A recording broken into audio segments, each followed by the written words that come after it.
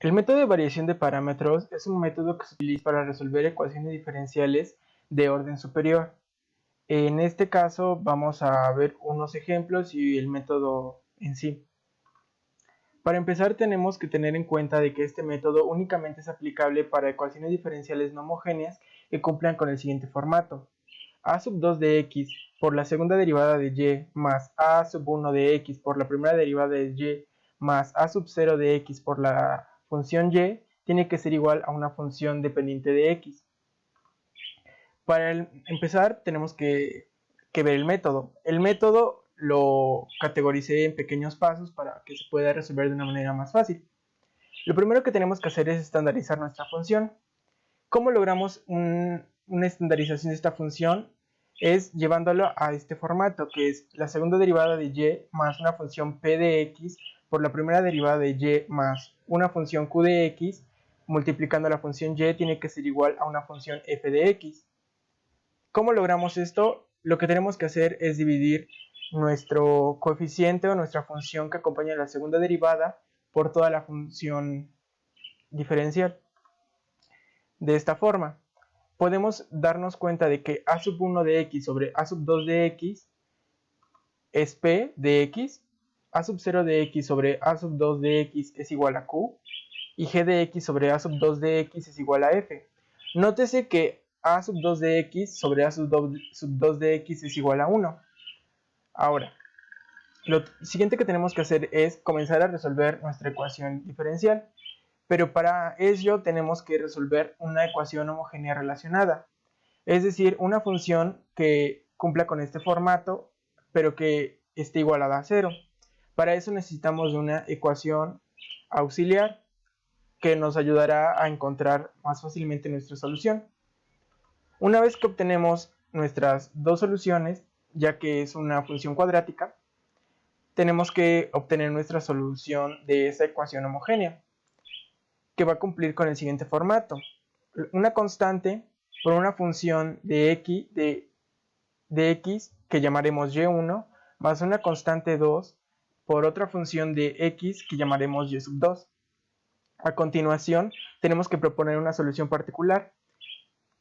Esa solución particular se puede notar que tiene el mismo formato que nuestra ecuación a la ecuación diferencial homogénea, con la diferencia de que en lugar de estas constantes C1 y C2 vamos a tener U sub 1 de x y U sub 2 de x, ya que necesitamos dos funciones que sean linealmente independientes pero que puedan resolver nuestra ecuación diferencial.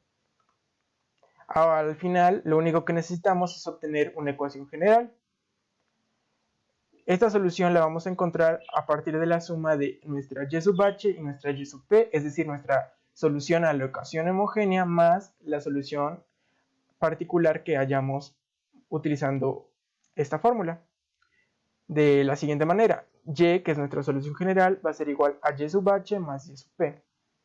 Ahora, podemos darnos cuenta de que necesitamos de dos términos muy importantes, esta u sub 1 y esta u sub 2. Para ello ya existen varias fórmulas, que son estas dos. U sub 1 va a ser igual a menos la integral de y sub 2 por la función de x sobre el Wronskiano por el diferencial de x. Y lo mismo va a suceder con U2, que va a ser igual a la integral de y1 por la función de x sobre el Wronskiano por el diferencial de x. Nótese que para la U sub 1 vamos a utilizar la función y sub 2 y para la U sub 2 y sub 1, con la diferencia de que en U1 vamos a encontrar un signo negativo en la fórmula. Ahora, como es evidente, necesitamos esta W, que es el Wronskiano. El Wronskiano lo vamos a calcular a partir de un determinante que va a estar conformado por las funciones y1 y y2 y sus derivadas. A continuación vamos a ver un pequeño ejemplo. El ejemplo que propongo aquí es la segunda derivada de y más 3 por y' más 2y igual al seno de e a la x. Como ya mencioné antes, lo primero que tenemos que hacer es resolver la ecuación homogénea relacionada, que es, en este caso, quitamos este seno de e a la x y lo igualamos a 0 para volverla homogénea, y tenemos que y' más 3y' más 2y es igual a 0. Obtenemos nuestra ecuación complementaria a partir de esta pequeña ecuación cuadrática que podemos resolver por cualquier método conocido, ya sea fórmula general, pero en este caso era más fácil resolverlo mediante una pequeña factorización. Factorizamos y obtenemos que nuestras m1 es menos 2 y m2 es igual a menos 1. Ahora, a partir de estos datos podemos obtener nuestra primera solución, que es la solución de la ecuación homogénea, que la podemos expresar como la constante 1 por e elevado a la menos 2x, que este menos 2 viene desde nuestra solución de la ecuación homogénea, más una constante de 2 por e a la menos x, que este menos 1 de la menos x viene de nuestra solución. Ahora, ¿qué tenemos que hacer? Pues lo que tenemos que hacer es identificar que e a la menos 2x y e a la menos x es nuestra y1 y nuestra y2. Sabiendo esto, podemos proponer nuestra solución particular, que como vimos anteriormente, es reemplazar nuestras constantes por una u sub 1 y una u sub 2.